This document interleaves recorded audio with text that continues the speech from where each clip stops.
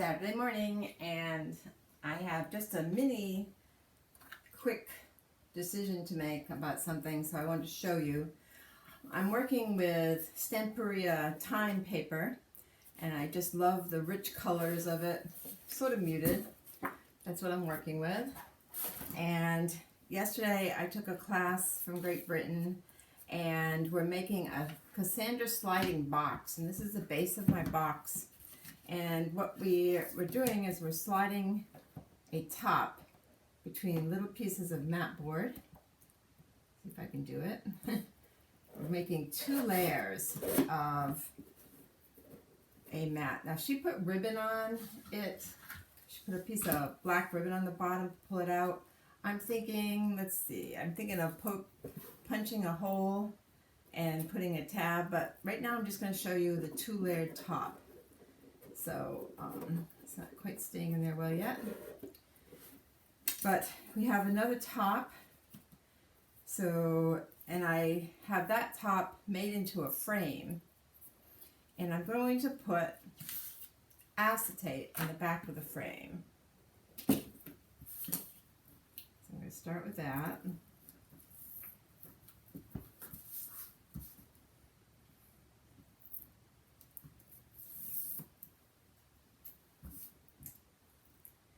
Now, I've been enjoying taking these how-to classes on the internet during Corona, and this one is on a Facebook Live by Claire and Annie. I can give you the link.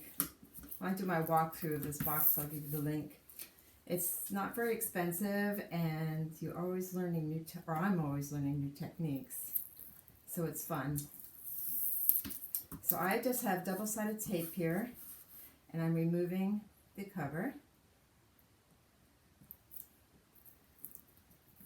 And I haven't had my coffee yet, but I'm having grandkids today, so I need to clean up my crafts. And I'm just laying this piece of acetate on the back. And then my idea, let's see, I made a foam mat cut out of kids foam. It's called Creology adhesive foam sheet. I think they're about $1 at Michael's. And I'm putting this on the back of my mat because I want a little bit of lift. But my box is black, so I don't want to use basic puffy tape. So this is what I'm trying to use. I've never used it before. I just cut it out sort of freehand. I'm putting it on the back of my mat. Again, everything's black here, so I'm not sure how you're going to be able to see. I don't want it to show from the front. Maybe I should have made my frame a little smaller. It's a little stretchy, it seems. I think I'm going to put a piece of paper under here so I can see better. See my edges back. Yeah, that's better. Now I can see. I couldn't tell where the black ended and where it began. I think if it does show, I could easily trim it. It's very lightweight. It does give you a little bit of lift. And the reason I want to give it lift is I want to put something under with a chain, like so. So this will not even touch the sliders of my box. And the chain will have movement, sort of like a shaker window almost, without sparkles, just a little bit of chain to go with the gears in the Stamperia time paper. And we're making a little 4-signature album to go with this today. You can still join the class. It's under My Creative Spirit Facebook page, and she sends you the directions and what's cut out. And then you have access to that Facebook later, whenever you want.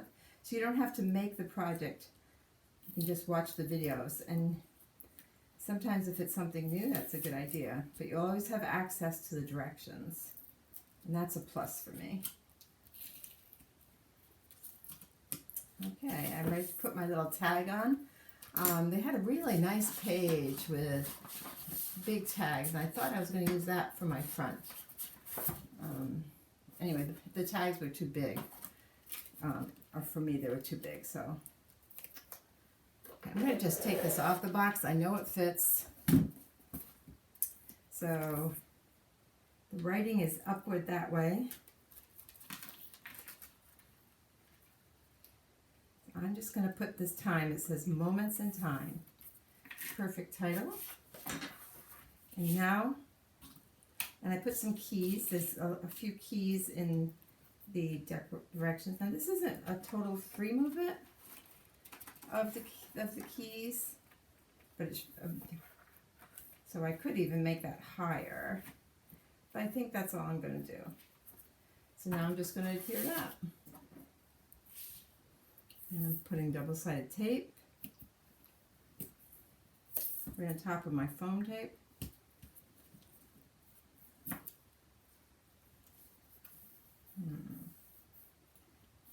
This is supposed to be sticky. It's not that sticky, so I'm going to add a little bit underneath the foam too. Well, my tape might run out before you see this cover. You all know what a wonderful taping system I have.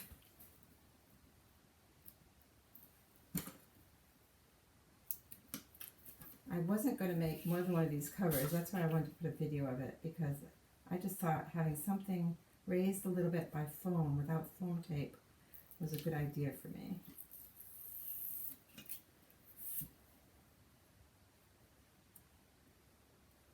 And it might be that I will need to put some regular adhesive too. We'll see.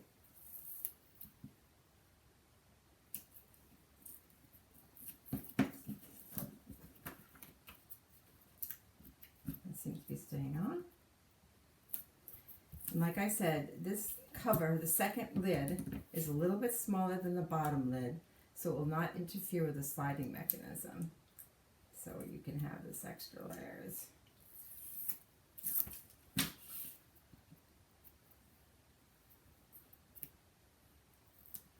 don't realize how long it takes to take off these covers.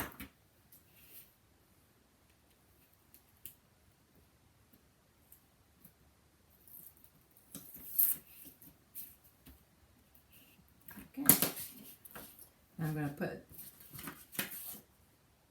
put this cover right on top, and I do have cut out little 3/4 inch strips, and I'm making sure it's going in the right direction.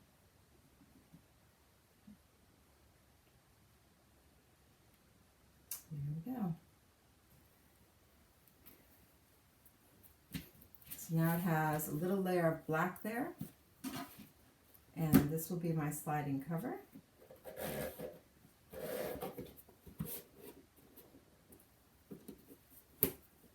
Of my Cassandra box. I will show you this project when I get done. Meanwhile, think about joining it yourself. So I'm either going to have a pull here or ribbon. Haven't quite decided yet. But it has a nice edge. Well, that's my mini trick for today. Bye.